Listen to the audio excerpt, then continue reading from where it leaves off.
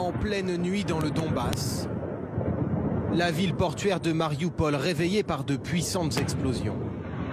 Même scène 400 km plus au nord, dans la ville de Kharkiv, à proximité de la frontière russe. Des bombardements aussi à Odessa, une autre ville ukrainienne située à l'ouest du pays. Quelques minutes plus tôt, il est à peine 6 h du matin en Russie. Vladimir Poutine surprend à nouveau tout le monde et prend la parole à la télévision russe. Le chef de l'État annonce une opération militaire en Ukraine. Les circonstances exigent de notre part des actions fermes et immédiates. Les républiques populaires du Donbass ont demandé l'aide de la Russie. J'ai décidé de lancer une opération militaire. Son objectif est la protection des personnes qui, depuis 8 ans, souffrent d'abus et de génocide de la part du régime de Kiev. Vladimir Poutine appelle aussi les militaires ukrainiens à déposer les armes. Annonce fracassante, surprise et mûrement réfléchie.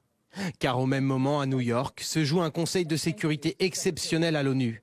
L'ambassadeur ukrainien s'en prend directement à son homologue russe et lui demande d'arrêter la guerre.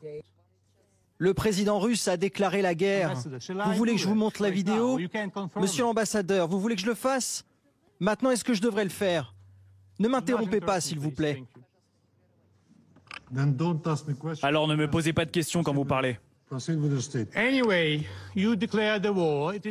de toute façon, vous avez déclaré la guerre. Il est de la responsabilité de cet organe de mettre un terme à cette guerre. Je lance un appel à chacun d'entre vous pour cesser cette guerre. L'ambassadeur de France à l'ONU a lui aussi condamné cette décision et dénoncé le mépris de la Russie à l'égard des Nations Unies. La Russie doit en être comptable devant le Conseil de sécurité. C'est pourquoi la France se joindra à ses partenaires au sein de ce Conseil pour préparer dans les prochaines heures une résolution condamnant la guerre conduite par la Russie. Dans un communiqué, Joe Biden dénonce une attaque injustifiée. La Maison-Blanche annonce que le président américain a échangé il y a quelques minutes avec son homologue ukrainien, Volodymyr Zelensky.